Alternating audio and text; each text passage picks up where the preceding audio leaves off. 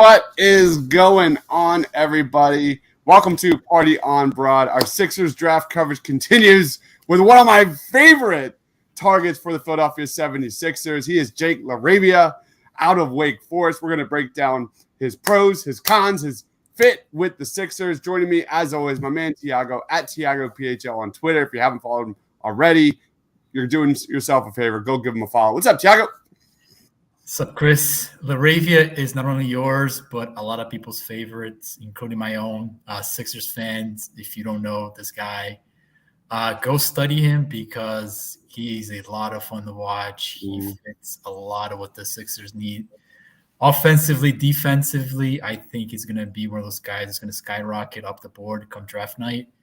And from everything I'm reading, the Spurs are very high on him, 2 spots ahead of the Sixers, and he's exactly the type of player that the Spurs love to draft. So there's a reason why teams like San Antonio win championships. When you watch LaRavia, he gives you that championship vibe kind of player. What was it last year? It was like Cam Thomas, Bones Highland. Who am I missing, Tiago? Like there was like bang, bang, bang right before the Sixers selected last year. That gives me nightmares. Quentin Grimes is the other guy. Quentin Grimes with the Knicks. Oh man. But anyway, let's break down Jake LaRavia. Let's talk about his positives, his pros. Lead us off, Tiago. Yeah, so I mean, when I think of LaRavia, right, and we Sixers fans seen a guy like Dario Saric play with the Sixers in the past. If you imagine what Dario Saric was, right, a very good player for the Sixers, did a lot of great things, super smart, moved extremely well off the ball, did a bunch of stuff offensively. Well, LaRavia is that player, but like 25 to 30% more athletic. And that's really kind of where I land on him as a player. When you look at the numbers, like shooting numbers, they don't really pop off the screen per se, but the tape tells you something differently. I think that this guy is a legitimately modern day 4 in the NBA. I think he's exactly what you want out of your power forward when you play. When you talk about putting somebody alongside Joel Embiid, right? So stretch guy who moves well off the ball, can even run some pick and rolls. I see him orchestrate some pick and rolls under Wake Forest's offense. Extremely unselfish, high level basketball IQ on both ends of the court. So offensively unselfish, can make defined passing reads in the half court. Defensively, extremely active off the ball. There's a lot there, man, to work with. And I think that for what the Sixers are looking for on their roster, he's one of those guys that checks off a lot of boxes, especially offensively. And I think that that's really where you're going to start with LaRavia and see where his potential can grow down the line. Yeah, you pretty much nailed it on all accounts. That my notes here, I have he impacts the game in a lot of different ways. As a passer, the ball never sticks. He's got vision to see open teammates. He's also a really good cutter. He does a good job at reading the defense and knowing where the weak parts are and cutting to the basket. And then in transition, he thrives, man. He's clearly a guy that likes to get out and run.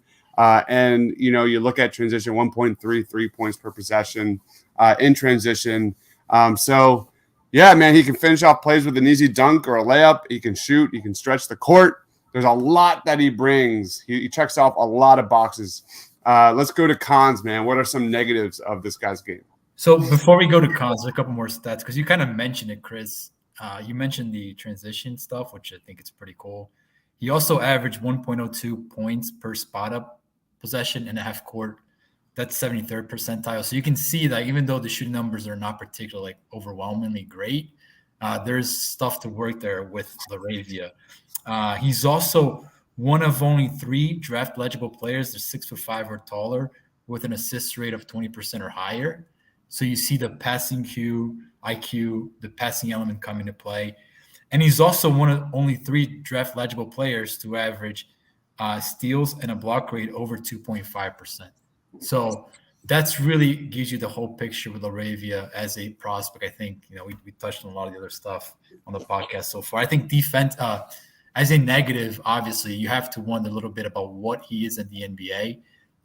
If he's not a power forward, does he fall into that too small to play power forward? too slow perhaps to play small forward?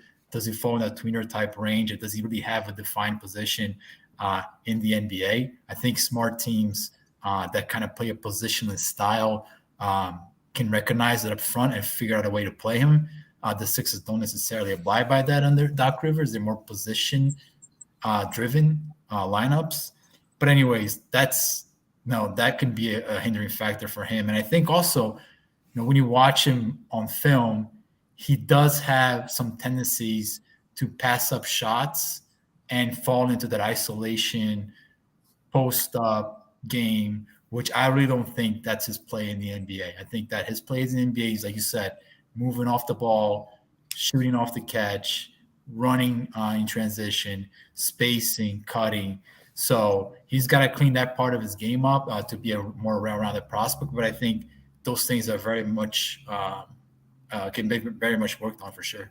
Yeah. Going back to the defense, I'm really curious how that translates at the next level. The instincts are good. Like the stock numbers are good. He's got the ability to kind of poke the ball away without fouling. He does a pretty good job jumping passing lanes.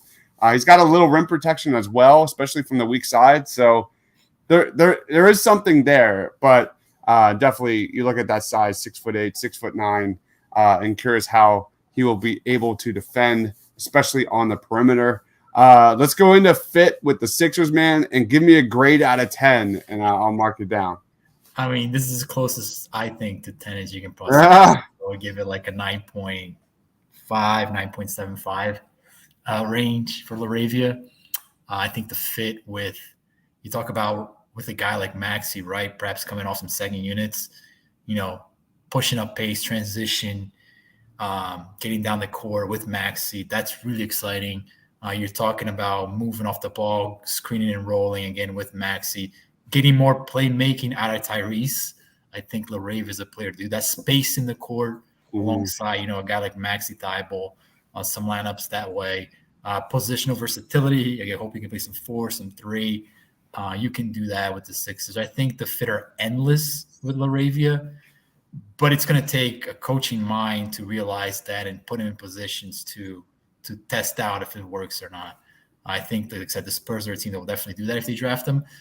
We hope he falls with the Sixers. I think it's a phenomenal fit. He's very, very fun player to watch for sure.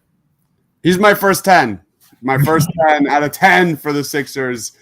Jake LaRavia is an absolute perfect fit. There's only one guy that I can think of right now that will be a 10 out of a 10, but we haven't covered him yet.